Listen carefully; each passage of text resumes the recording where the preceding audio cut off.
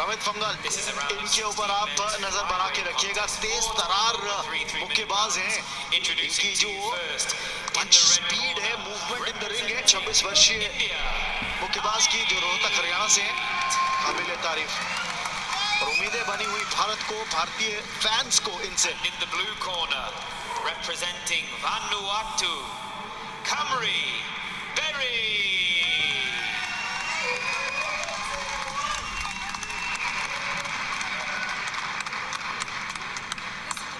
Heads up, no holding, no low blows. Good luck.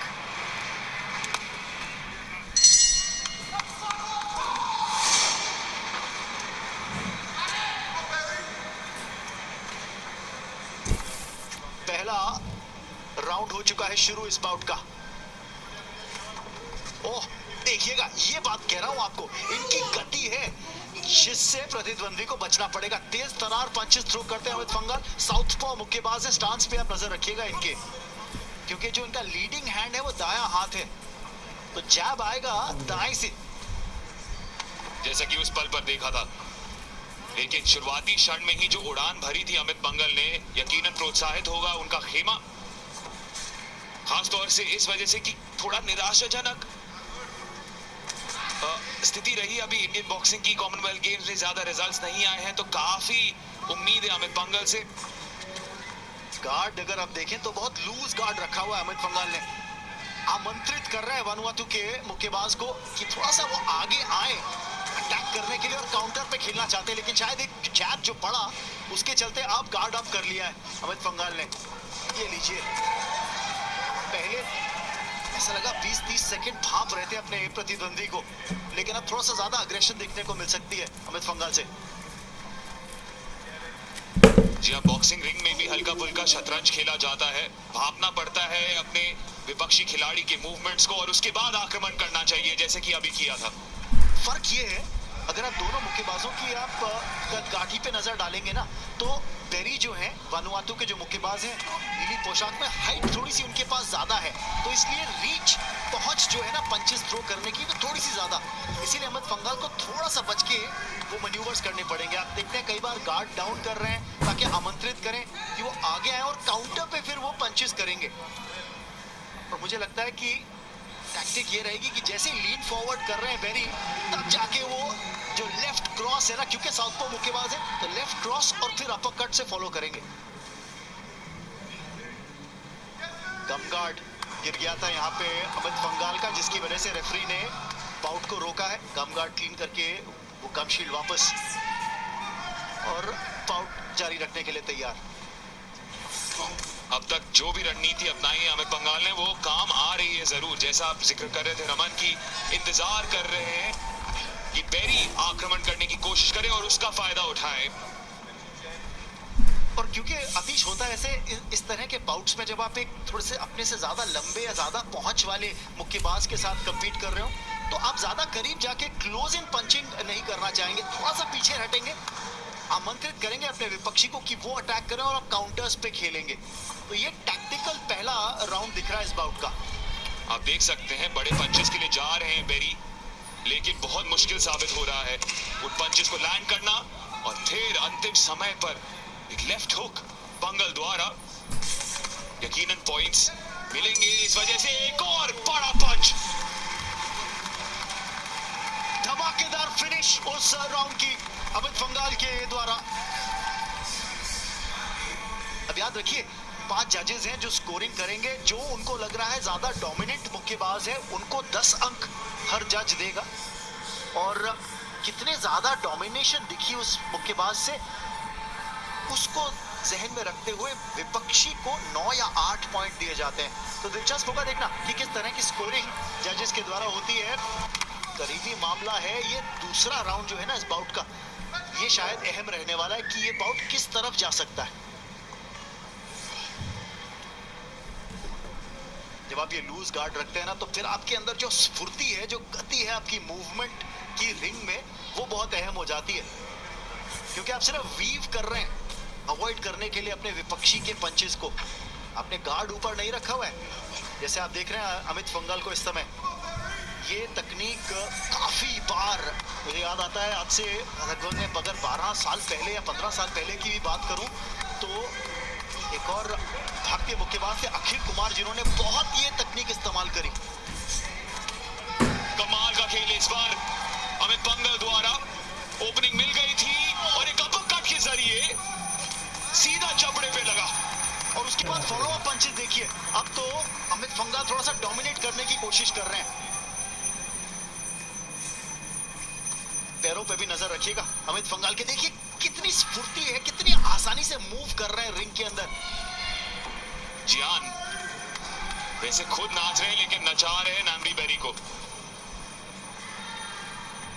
ये अच्छे संकेत है, ये अच्छे संकेत है भारतीय खेमे के लिए। जिस तरह की शुरुआत इस बाउट में अमित पंघल ने की है, तेज तरार शुरुआत है, लाइट ऑन हिज फीट जैसे कहते हैं ना मुक्केबाज के लिए, खासतौर पे इस वेट कैटेगरी में बहुत जरूरी। और कुछ प्रूव भी करना चाहेंगे क्योंकि ओलंपिक्स में जो निराशा हाथ आई थी उसके बाद सबको लग रहा था कि क्या अब अमित पंघल का समय खत्म हो गया है। यहाँ पर एक संदेशा भी भेजना चाहेंगे, डोमिनेट करना चाहेंगे और अगले राउंड में क्वार्टर्स में जगह बनाना चाहेंगे।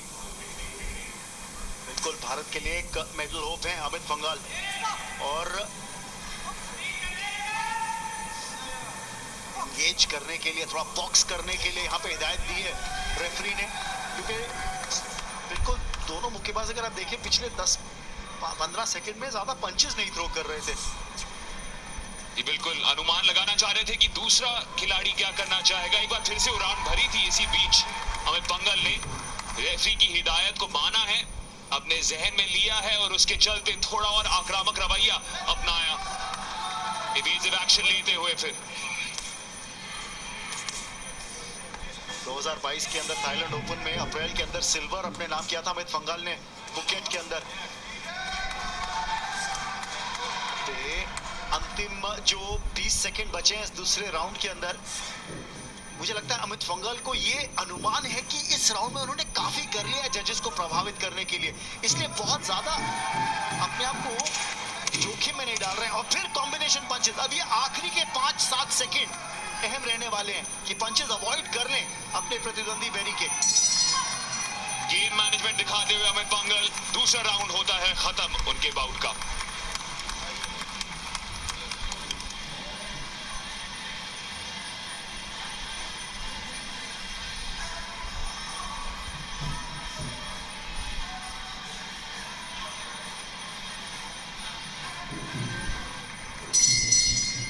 जो पहले राउंड के बाद 10-9 के स्कोर दिख रहे थे, अब वो 20-17, 20-18 के दिख रहे हैं, यानी कि सेकेंड राउंड लगभग 10-8 या 10-7 के स्कोर से अपने नाम किया। एक बात तय है, आपकी गणित मेरे से बेहतर है, लेकिन मैं आपको ये बता सकता हूँ केवल इकलौते जज थे इंग्लैंड के ली इनेस जिन्होंने 9 अंक दिए थे नामरी बेरी को उस राउंड में, इसलिए उनका स्कोर 18 था उनके शीट पर।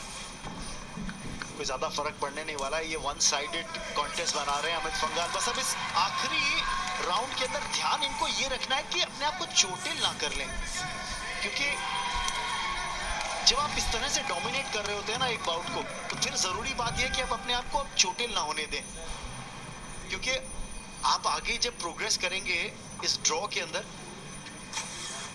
तो ये बाउट तो आप लग रहा है जिस तरह से जा रहा है जीत जाएंगे, पर आप कोई चोट या इंजरी पिकअप नहीं करना चाहेंगे इस समय पे। एक बार फिर से एक लेफ्ट आर्म क्रॉस जो था निशाने पे लगा, एक बार फिर से जब तक बात करते तो एक और लेफ्ट आर्म क्रॉस लग रहा है।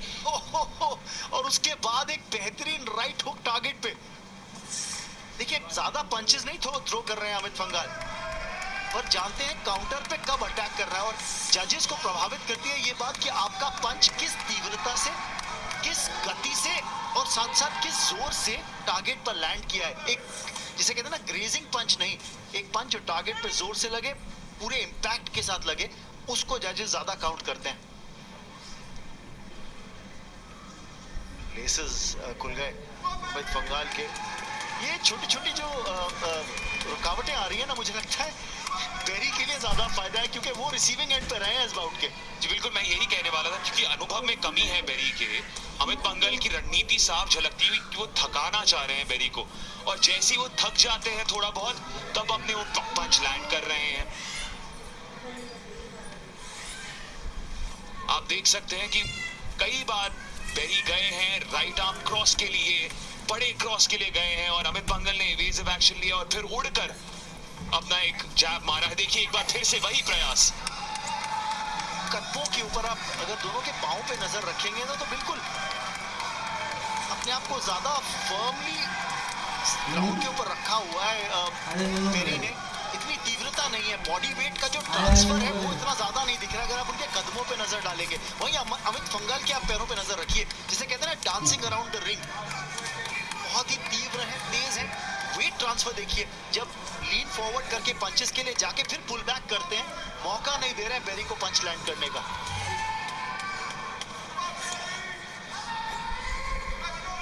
छोटे से देश से हैं, वानुआटू से नामरी बेरी। कुल मिलाकर 3 लाख लोगों की आबादी, जितने लोग आपको मलाड और बांद्रा में ही मिल जाते हैं। फिलहाल Amit Panghal left arm crosses के जरिए थोड़ा और प्रहार डालते हुए।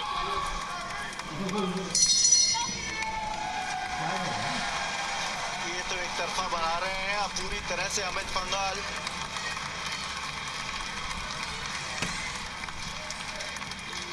इस बाउट में ऐसा लगा ही नहीं कि जैसे बेरी कोई ज्यादा चुनौती पेश कर पाए अमित पंघल के लिए, और ये अच्छे संकेत हैं भारतीय खेमे के लिए, अमित पंघल के लिए।